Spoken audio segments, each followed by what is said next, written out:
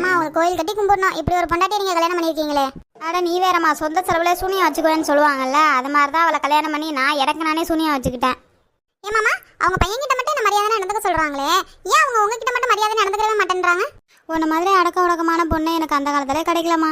ஆனா நான் மாமியார் மாதிரி இல்ல மாமா. மாமியார் சொல்லாட்டியும் என் புருஷனை வந்து வாங்க போங்க அவருக்கு வேணுன்ற பணி வேலையெல்லாம் செஞ்சு அவருக்கு வேணுன்றதை உடனே செஞ்சு கொடுப்பேன் மாமா. என் பையன் போன தினத்துல ஏதோ புண்ணியம் பண்ணியிருக்கான், அதனாலதான் வந்து நீ பொண்டாட்டியா வச்சிருக்கிற. நான் போன தினத்துல என்ன பாவம் பண்ணி தொலைச்சனும் தெரியல, அவர் ராட்சசி என்னைய வந்து கல்யாணம் பண்ணியிருக்கா. காலையில வாசல் தெளிச்சு கோலம் போறதுல இருந்து நைட்டு தூங்க போகும்போது கக்கூஸ் கழுவிட்டு படுக்கிறதுல இருந்து எல்லா வேலையும் பண்றீங்களே மாமா. சிலுக்கு எங்கம்மா இருக்கா? ரூமுக்கு வாமா. சரி விடுமா, என்ன நினைச்சு நீ கவலைப்படாத, போ, என் பையன் கூப்பிடறான் பாரு. அட கத்திக்கிட்டே இருக்காரு கர்மம் முடிச்சவனே, வந்துட்டு இருக்கான்டா. உன்னை கட்டினதுல இருந்து எனக்கு ஒரே ரோகனை தான்டா. டேய் புருஷா, முதல்ல அந்த ஊற வச்ச துணியத்தோட பாத்திரத்தை வந்து அப்புறம் விளக்கு. இந்த வாரம் இரு, கர்மம் முடிச்சவனே மாத்தி எதுவும் செஞ்சு தொலைஞ்சாத. மவனே, இந்த மாதிரி நீயும் மாட்டி